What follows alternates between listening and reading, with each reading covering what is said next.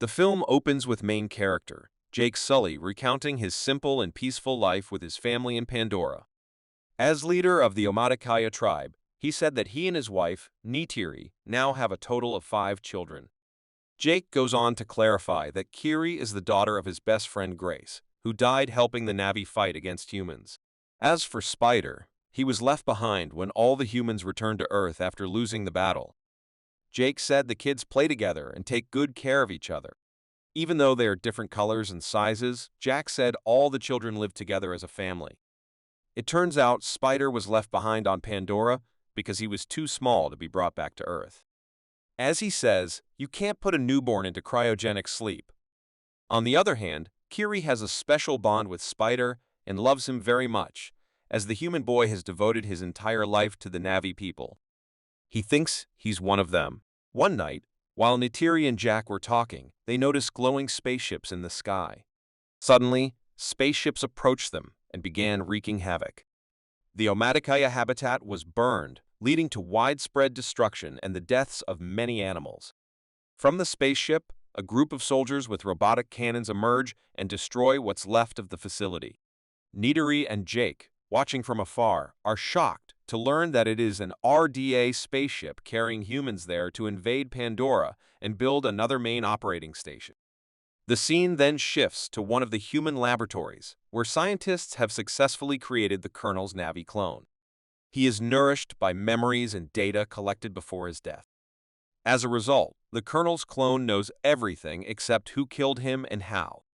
Along with the Colonel, the scientists also created clones of other soldiers present during their previous attack on Pandora. Therefore, the Colonel and his men are determined to destroy Omaticaya, and especially Jake.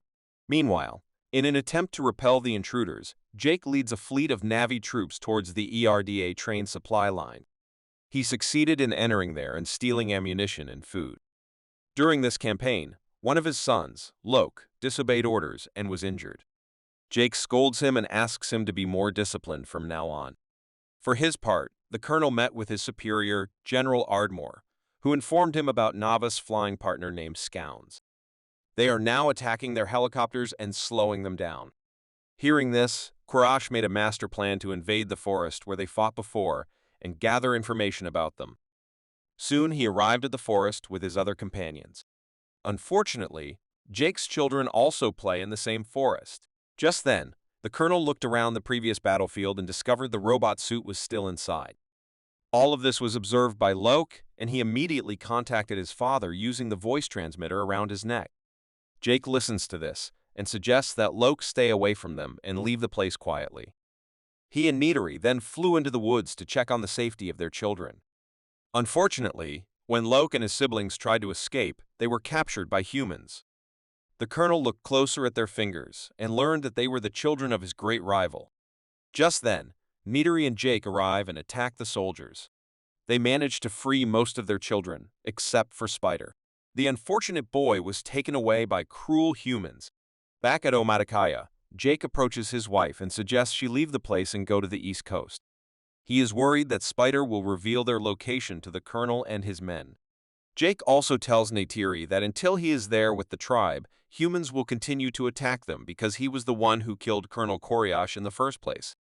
Neytiri did not want to leave her beautiful home, but she knew that everything her husband said was true. So she agreed to emigrate with him. On the other hand, General Ardmore shows cruelty towards Spider by placing him in a camera. In the next scene, Jake and his family leave their childhood home and go scouting. After flying for a few days, they finally reached a place called Metkina, where another Na'vi tribe lived. Surprisingly, the navies that live here are lighter in color and prefer to be in the water. Seeing Jake and his gang, they began to mock his appearance. Just then, the leader of the tribe, Tonawari, arrived with his wife. He feels skeptical about Jake and his family and says they are not fit to survive underwater. However, wanting to save his family, Jake promised that they would quickly adapt to the place and provided shelter for them. He also asked his children to teach Jake's children to swim and use their special creatures to move through the water. In response to this request, the Tonawar children took their new friends to the sea and began to show them the basics. Meanwhile, Loke still playfully tries to connect with a sea creature but loses control and falls into the water. Seeing him, Tonwari's children started laughing. While all of this is going on, the young girl, Kiri, can be seen deep in the ocean. What's surprising is that she adapted well to that position. The next day, while Kiri was meditating underwater, Anwar's son Aonang and his friends approached her and began taunting her, calling her a monster. Because of this, Lok came and beat Onang. However, Aonang didn't sit down and started slapping some people's butts with his tick-tail. Later, when Jake discovered the incident, he angrily ordered his son to apologize to A and Ang because he was the son of the patriarch. Lok reluctantly accepted and apologized. Even though A and Ang forgave him in front of others, in his heart he was still angry. So, to teach Lok a lesson, he went to a predetermined location under the pretense of swimming. Lok was completely unaware that there were dangerous marine predators in the area. A moment later, while Lok was fishing, a large predator swam quickly towards him, frightened, scared. Lok searched for help but found no one. But at that moment, a huge creature named Payakan came to the rescue. It quickly kills the predator with its large head. Here we learn that Payakan is a Tolkun, a gentle and intelligent creature. Lok was rescued by Payakan and brought to the surface. The latter also helps the creature by removing the iron hooks that seem to have hurt it. With this, the two create a good bond and become friends. Later, when Loak reached the mainland, he was called by Tonwari. The strict boss discovered his son's shenanigans and wanted Anang to apologize. However, this selfless Lok took responsibility for his actions and lied that Anang had nothing to do with it. After some time, Lok reunites with his brother and friends and explains how Payakan saved his life. To his surprise, no one believed him. Instead, they reveal that Payakan is a murderer, and that is why he was abandoned by the other Tolkuns. On the other hand, Spider informs the Colonel about some Na'vi culture. At first, the Colonel struggled, but soon he understood and flew away. Soon after, he also received information about Jake's possible location and headed to Metkana Reef with his army. When he arrived, he met some Zoras and asked them if they knew Jake. When the Na'vi said no, the cruel humans would kill one of them and burn their house. Tulkuns have valuable brain fluid, which can increase longevity. On Earth, a liter of this liquid would be worth millions of dollars. Soon, some hunters set out to chase the sea monster. They beat many followers and knocked them unconscious. In a heartbreaking scene, we see a Tulkun mother brutally murdered while her child lies beside her in shock. The human eventually leaves with the tracking device still inside the tools. When Metkana discovered that their friends were being killed, they became angry and decided to engage the attackers. However, Jake reassures them and mentions that they first need to tell the Tulkuns about the followers. This is the only way they can prevent a future strike. As soon as Lok heard this, he left to inform his best friend Payakan. Anang and several other locals also joined him. After some time, they meet Payakan and prepare to remove the tracking device from him. But soon the Colonel and his team of hunters boarded their whaleboat. After seeing them, Lok connected with his father and informed him of the situation. In just a short time, he and his friends were able to remove the tracking device from Payakan's body. They then hide underwater while the Colonel's crew begins searching for them. For his part, the Colonel orders his crew to launch an attack on the toolboxes and find Jake's children. After a while of searching, they finally found Kiri and caught them in a net. Lok tried his best to tear the net free but was pulled towards the whale.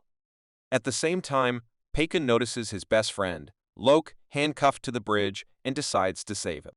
In a risky move, it suddenly jumped onto the deck and started moving its giant fins. This throws away a lot of soldiers and clears the ship, taking advantage of the distraction. Jake and Metkana also launch an attack on the Colonel and his army. They want to save their children. Meanwhile, Spider disrupts the whaling ship's controls, causing it to crash into rocks and causing water to rush inside. Then Jake and his eldest son, Natayem, quickly climbed onto the deck and freed Lok, taking Kiri away. They then ordered the children to return to a safe place, but Lok refused. Instead, he decided to save his adopted brother, Spider. Natayem also joined him, and after some searching, they found Spider. As they were about to leave the ship, the Colonel recognized them and opened fire. Unfortunately, Natayem was hit by a bullet and seriously injured. Lok and Spider immediately brought him to shore to their mother. but due to too much blood loss, he died. Meanwhile, the evil colonel captured Kiri and took him away with his villain. He then connects with Jake and reveals that his two daughters are with him. Just then, Jake approaches the ship and causes an explosion, killing the colonel's men. Neytiri also arrived there and began shooting arrows at the remaining people, killing them all instantly. Meanwhile, Jake finds his young daughter, takes her away, and frees her.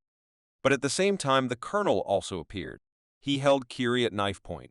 He threatens Jake to put down his weapon. Meanwhile, a vengeful Neytiri captures Spider and threatens to kill him.